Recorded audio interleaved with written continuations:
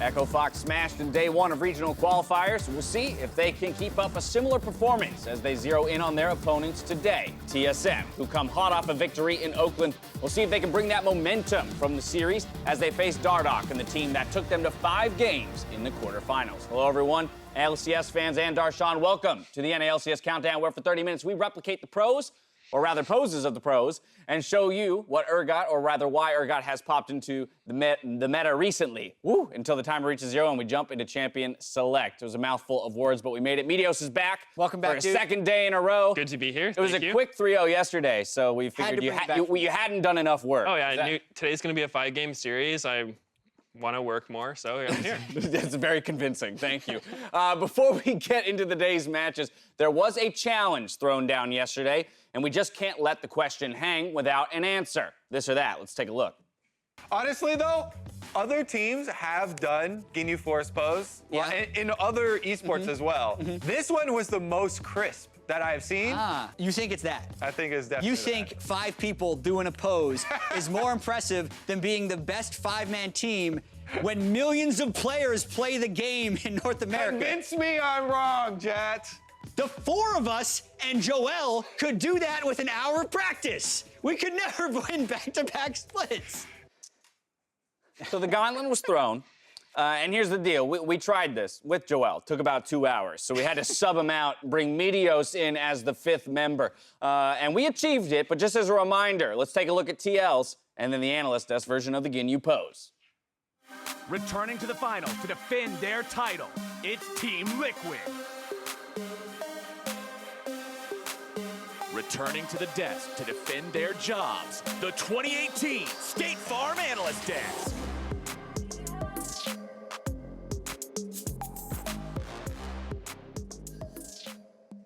I mean, come on, Jet!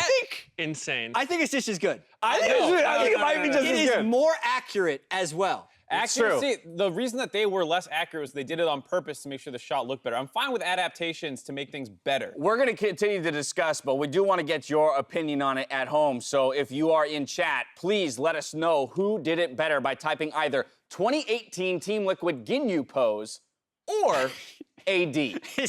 So, seems a lot one or the easier. other. No. It's entirely fair. We just need to be specific. Copy, paste, We needed you Control-C, guys to make. Control-V. We just didn't want any error. So 2018 Team Liquid Ginyu pose. How do you spell Ginyu? Or, G-I- AD. and U. So you said Liquid wasn't trying to do the Ginyu Force, they're doing their adaptations. So No, next they time I did lose the a league exact game, same. I wasn't trying to jungle well. I was just doing my adaptation. Listen, let me tell Which you is about, fine, let me tell you about art, all right? Like, here's Okay. how it works. Sometimes, Oh yeah, Mark. Let me tell you about fill me in. imitations. Yeah, teach me, Mark. sometimes. All about art. Okay. Oh, God. Don't by show the this way- part. No. So what That- we learned, all right. by the way, It's is so hard on the knee and foot. So hard. I'm not very flexible when I'm turning around Yeah. like that. You say an hour we could get it down. We spent probably It was a good 20 half minutes. hour. I'd say 20. Yeah, 20 Yeah. The minutes. 2 hours with Joel is just total light. 97% AD. No one can Oh say my. not even. Yeah, Ginyu does pose. that speak more to how much better we were, or how much more difficult, or A little bit No, of both. definitely. I want some we were Control-Z, much better. Control-V on the Team Liquid Yeah. Ginyu. Wow. I'm Oh, really a few happy more votes. with Now they're the copy audience. pasted. Well, wait, no, That's dude, what's happening. Why would people vote for Liquid? That's going to make us feel bad. No Right. one from Liquid's here. We're the Just, ones just on vote for screen. us. Come on, don't make me We're cry. doing the regional on air. qualifiers. So the They're thing not. about Ole changing his pose, it makes sense because he didn't want to block double lift for the camera shot. That's Right. just being True heads support. up. So That's I being heads understand. up. Ah, it's But face checking the Kobe- bush for him. Yeah. Kobe didn't want to block me in the camera shot, didn't, and still did the proper pose. And we had 20 minutes to figure it out So with did the they. Did camera. you see the video? They were doing it backstage. But in they the didn't mirror. have the camera ops on them the Yeah, whole that's true. time. We had That's true. producers, we had PAs, we had professional lighting getting done with I'll us admit, as though, we were doing it. Kobe and I holding those lunges after a certain number of minutes did get a little difficult. I still have a cramp from that. Yeah, that was Like, fun. we'll be the You're going same. to underperform And by the on way, the desk today. the 5 of us could never win 2 splits in a row. So this proves that I was right. Only I the don't one know of about us. that. Only the one of us. Right, one of us has done that before. Meteos, fine. wait, we should just ask Meteos, which was harder? Which was harder, C9 Meteos? back Yeah. to back? The winning the splits didn't hurt my leg nearly as much. Right, that's what I'm saying. Again, you pose is harder, Jet. Confirmed. We have the first-hand evidence. All right, He's done gentlemen. both. He's All done right. both. Let's rate it back. And let's get a reminder on how day one played out as we pull up the bracket presented by Jersey Mike's Subs. Yesterday, Echo Fox took a 3-0 over Clutch Gaming, and with it got their chance at a quarterfinal rematch versus TSM today, meaning the winner of today's series will return tomorrow to face Cloud9 as that final boss. With Clutch Gaming's season coming to a close, though, it's time to give a formal departure in RIP Clutch Gaming. Was there ever really such a time? 3 players hitting the bench. We got Lyra, Apollo, and Hakuo out in their place. Moon, Piglet, and Vulcan. Oh, double lift going low. Vulcan taking turn shots. One left hit. The minions are going to take him down. But I couldn't capture it. Were we just passing in the night?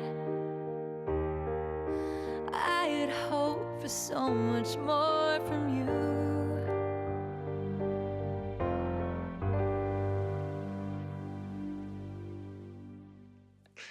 It's so much more poignant when it's They the had to immediate show day the after. meal clip. It hurts so much more when it's the next day and not the next week. I gotta say, that does add some extra sting, but I'm happy with Clutch, man. We got some good stuff out of them. Honestly, They stopped TSM in spring. They engaged with the whole, like, the curse, the line. We had a lot of good memes around. oh, that. I don't even think they played that bad. Imagine you replace Lyra's smiting ability with Grig's smiting, and I'm pretty sure Clutch finishes first in the split. How many games did they get Baron stolen from them? That's true. Actually, there's a rough One of those stretch. games, it was Apollo stealing Baron from Lyra, so it didn't even matter. True. Yeah, they beat TSM. That was one of the best RIP videos, I think. That was solid. That was super good. solid. Pay respects. Speaking of Baron steals, though, in Baron fights, eyes are typically on the junglers for the secure or Cho'Gath with their feasts. And then there's the supports who step up and secure Baron just to say, I'm helping, presented by State Farm. In the series versus Clutch, the smite that secures Baron doesn't come from either jungler, but Smoothie's unsealed spellbook. Can you come, Tanner, and just hit it as 2 right now and let these guys show? Can you ult it? I'm going to smite here, so they might think something's up. It's fine. I mean, me and Tanner are just starting. Just stay showing mid. Yeah. Okay. We're just hitting. They're looking to. Yeah, I'm pretty sure they saw Ryzar, maybe. I don't think they did. It's fine. Oh, Just defend it, just defend it. Gragas is mid with no flash here, by the way. Can you guys just come? Yeah. Gragas has no flash. They have no idea. They just put a blue on it. They put a blue on it. 1.2 on my smite, okay? 1.2? Okay. I'm hitting. Can you put a ward over the wall? Are we burning? I can look for it. Yeah, burn it. Okay. Oh, hop here. Oh, 1.2. Oh, Nice. Stun Gragas. Yeah. I'm backing out there. Nice. I can go more if you Look at want. Casio. I like the communication there. It was pretty Picking cool. the 1.2K to smite at. The fact that Dardoch didn't get his smite off, but Smoothie was still going to smite at the same time does up their chances. So, got to think about the spellbook. They actually had 2 spellbooks. Right, there was Could have a- had 3 smites. opportunity for 3 smites. As a jungler, Smite how do from you feel about- 2200. I'm not all con- 3. I will say, in my time of smite steals happening, you remember the meta when top laners ran smite for the Cinder Hulk? Yes. During the meta of double smite, I swear so many Barons got stolen from double smite teams because you feel like you can't miss it. You're like, we have 2 smites. It's like, it's not a double smite though. Like you have to factor in the human coordination part. Cause like, Right. if you're like 3, 2, 1, go, like You're not dealing the other 1600 jungler is damage getting in on that you too. know. He's like, all right, I'm ready guys, let's do this. So I don't think it's as free as people like to make it So seem. you think Smoothie deserves a lot of credit for that, then? Yes. Right, yes. Yes. Agree. Come on, man. 1v9. Doesn't even play the Smite. position normally, still secures the Baron.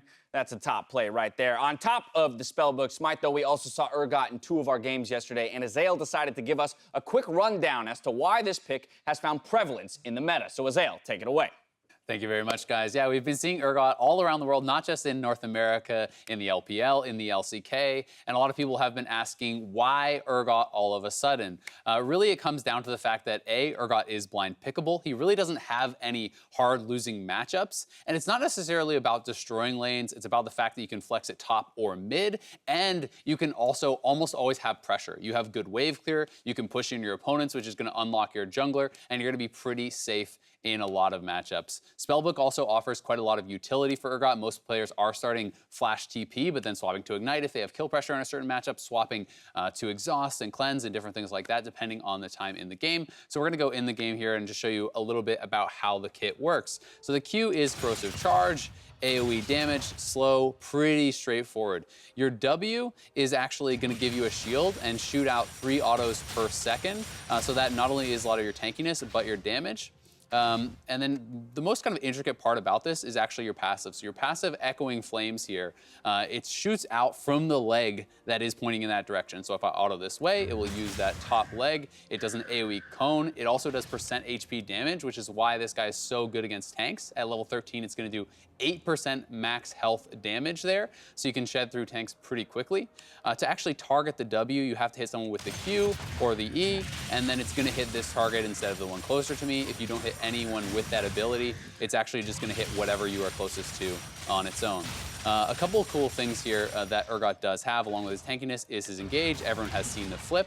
But something cool that you can do with it is actually animation cancel. So if you start the E and then flash, you actually will channel your full E after the flash. So you kind of remove that animation. And while the E can't go over walls, so you see if I try to do this, this does not work, you can E flash over the wall for kind of a surprise engage there, which is also pretty cool.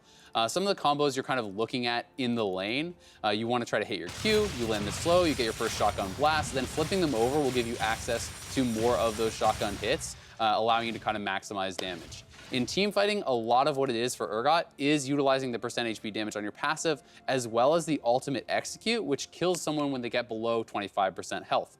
It actually slows them as well based on how much missing health they have. So if they're already low, it's a very powerful slow, but you can throw it out fairly early in team fights with your team targeting and trying to kind of burst someone down. If they do get below 25% HP, which is actually pretty hard to do on these target dummies, you can actually reactivate the ultimate. But really, it's just a very kind of, I would say, viable character. It fits in both top lane and mid lane. He shreds tanks. He can deal well with range characters. You can even go Comet in range matchups like Jason Nar to be more of a lane bully. He fits in very well, has a lot of lane pressure, a lot of utility, and gets extremely tanky in the late game, so it's just a strong pick. Back to you guys. Thank you very much, Giselle. Who's a better tank, Target Dummy or Impact Scion? Target Dummy looked like he didn't even get eaten by the Urgot ultimate. Right, it was pretty so solid. really. But he also didn't Trinity roll. engage on anyone.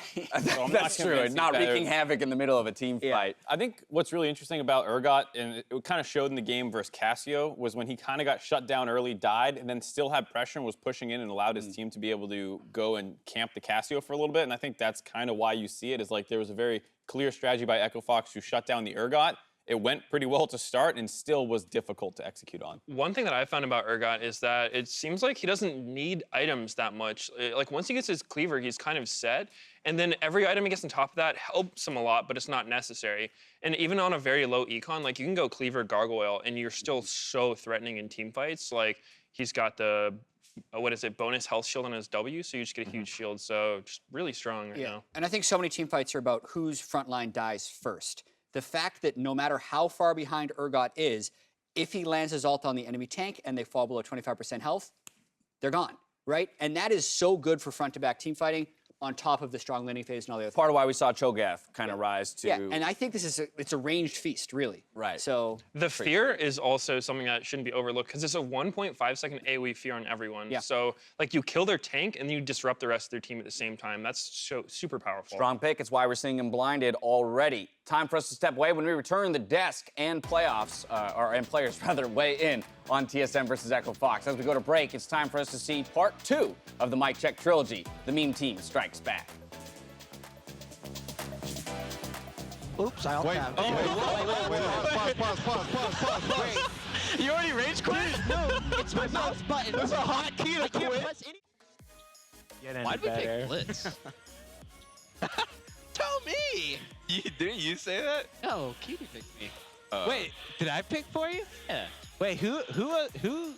I thought one of you guys wanted to play Blitz. No, you just picked it for me. Wait, so what do you want to play? What do you want me to play? Do you want to do Blitz, Mordekaiser, or some dumb shit? I have no idea. No. Wait, so you want to do Blitz? Yeah, sure. Pretty sure. Game starting, guys. Oh my God. All right, let's get it. That's a big knock up. That's a big knock. Let's go. Yo, kill him all. Mord.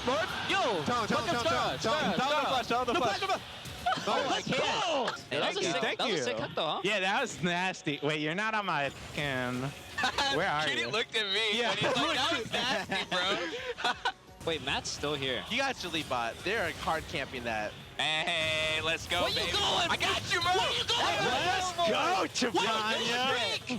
That's my first LCS appearance. Let's go. Hey, I hate to break it. Don't tell him. Tell him about. I can start with. Okay.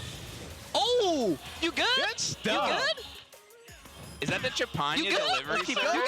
You good? I forgot to buy corrupting pod. That's the whole reason I wanted to break. How is that why, man? So you want a 1v1 in the mid lane? Yeah, if I 1v, dude, I'll smash him at any lane he wants. We can do it in the Baron pit. I'm heading there now. Tell him to meet me there. I'm not kidding. 1v1 in the Baron pit. I'm there. Tell him all chat, meet him there. We got a 1v1 on our hands, boys.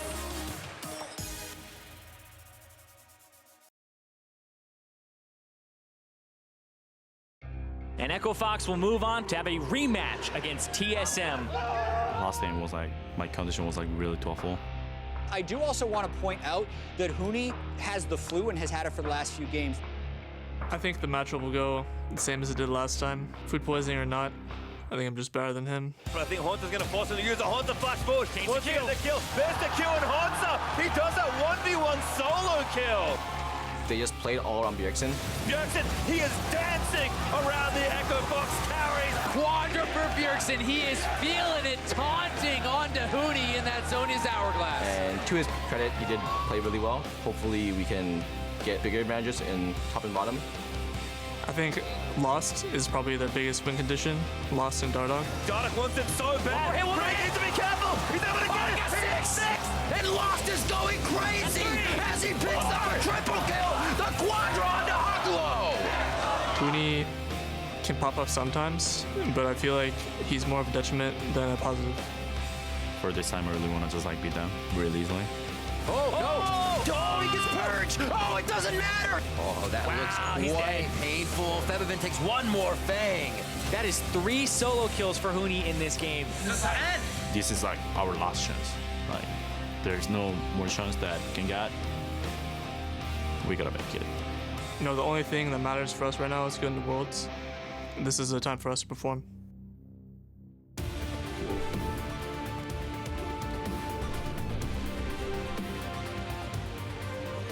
Welcome back to the NALCS Countdown. We're about 6-7 minutes away from Game 1 here. So as we narrow down, we want to break down this series. Not only is this the first time that TSM has been seeded into the regional qualifier, TSM are fighting to prevent themselves from missing their first ever Worlds. Stakes here in this best of 5 are huge. Yeah, the regional qualifier is an incredibly punishing tournament. It can be the last day your team plays League of Legends that year, or if you win, you get to go to play-in and potentially groups and potentially farther, so you're basically unlocking the right to play the more season. Right, and this has been a season, for TSM where things have not gone according to plan. They missed their first finals ever. They lose in the quarterfinals of the playoffs for the first time ever, and it's a brutal, history-breaking, in a bad way, split for TSM, but I think a lot of that can be largely overlooked if they can complete their kind of run, which starts here today. All right, well, with today's battle being a rematch of the quarterfinal just 21 days ago, Smoothie feels TSM's win conditions are pretty clear. They just played all around Bjergsen. They really took really bad matchups bottom every game and picked pretty bad jungle matchups and just played the condition that Bjergsen will carry later on. And to his credit, he did play really well in that series, but I think there's a lot of our mistakes too, and I don't think that'll happen this time. Hopefully we can get bigger advantages in top and bottom from their drafting, and we close out the game a lot easier this time. Well, Smoothie mentions win conditions, so that's exactly where we'll start. Let's look back at what we had set out for these two teams 3 weeks ago. I like Smoothie's hair. Yeah, you like the dyed hair? That's the new win condition? Right. Yeah, I think we'll have to see, because that quarterfinals match was very close, and you heard them talking about how Sven basically took Kai'Sa every game and was willing to lose all the time. Bjergsen had a lot of pop-offs on Aurelia. I'm sure we'll see a lot more focus on that champion in particular in this series, getting banned out. And there was pentakills almost 3 times in the series. Bjergsen got one, I think. Sven got a quadra at some point. And I think there was 2 pentas. Yeah, there's 2 pentas and 1 quadra. A Sven penta and a Bjergsen penta. If they get a penta, clearly they win the game. And this 4th game was pretty clutch as well, with Hansard pulling out Jace. I do feel like, even just looking at the champion pools shown in this game, TSM has changed a lot since then when we saw 4 zillion games in the 3rd place match. So That's a lot of games. It's a lot of zillion. 4 zillion. Quite the evolution. But when we were talking about that quarterfinal matchup, we had kind of pitted the teams against themselves, right? The idea that there's the performing Echo Fox and the underperforming Echo Foe, and how to identify those things. But what I want to track is, what are the differences from 3 weeks ago to now? I think for Echo Fox, as you look at these two, they're largely still the same. I think maybe Lost has a little bit more flexibility in his champion pool than we gave him credit for, but Demonte still looks by far the best on Syndra and those kinds of champions, which he was doing in the quarterfinal match the gauntlet match they played yesterday that they just won, as well as Huni performing well again. And I think largely these win conditions still hold true. Yeah, I think that the biggest thing I'm looking at is I think that Echo Fox was definitely just in a lot worse form when they played 3 weeks ago. Huni was sick. And the biggest thing that I think Echo Fox is going to have to account for is the mid matchup, because even in their win yesterday, Demonte didn't have that great of a performance. Like, he was doing less damage than Dardoch on Olaf the first 2 games, and then the 3rd game, he was like dying to a bunch of ganks. And it seemed like Echo Fox was playing really solid, but maybe there was some vulnerability in the mid lane. So that is TSM's strength. So I think that might be harder for them to get past. Yeah, and I also think that Echo Fox didn't need to show anything against Clutch. So that's why I think they look pretty similar to what we just showed for good Echo Fox versus bad Echo Fox 3 weeks ago. And if there is a new Echo Fox, we didn't need to see it yesterday, but we will see it today. Right. Flip side, TSM, we got to see them in that 3rd, 4th place match. And Jat, you already mentioned a very different look for them in that series as opposed to the one against Echo Fox. Exactly. I mean, 3 weeks ago, we were all about TSM. Okay, if they win, it's because Bjergsen and Haunter had lane pressure, and then they will almost fall into a victory because of the small advantages they've accrued through laning phase.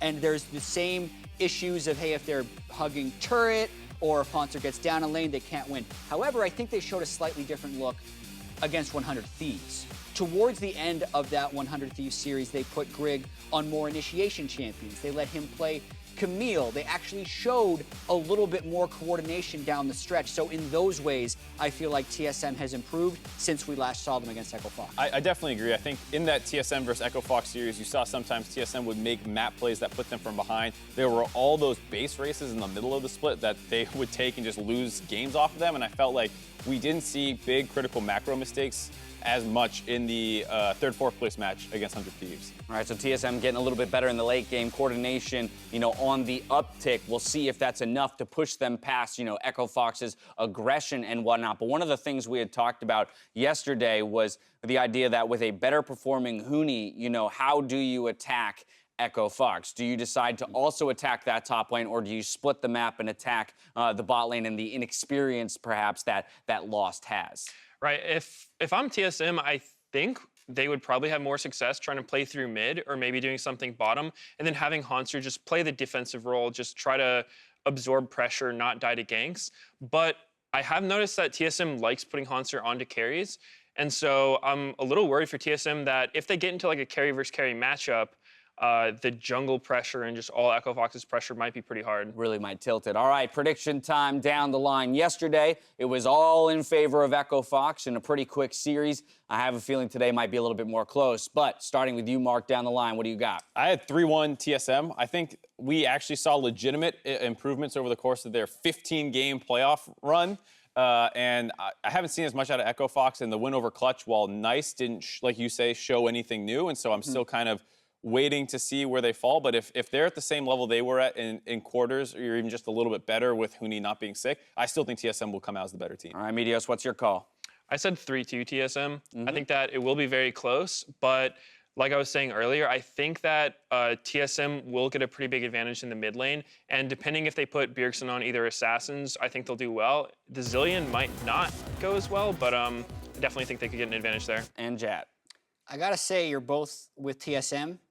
And as Lost would say, whatever, dude, ride hard or die. I'm going to go Echo Fox. Really? Yeah, if you didn't get that reference, please go listen yesterday, otherwise I sound like a fool. I think it's going to be a very close series, just like I think it's going to be a very close regional qualifier. And I really do think Huni being sick in their quarterfinal was a really big deal. And I thought he played a lot better yesterday. So even if the other 4 people on Echo Fox played the way they did in the quarters and Huni plays to his level, I think Echo Fox can actually take it against TSM. All right, I said I thought it'd be close. I was still expecting TSM across the board with just like 3-2 calls, but I like it, adding a little spice to the mix. That's the call from the analyst desk. With that, it's about time for us to head out toward the arena, meet our casters, and get ourselves into Champions Select.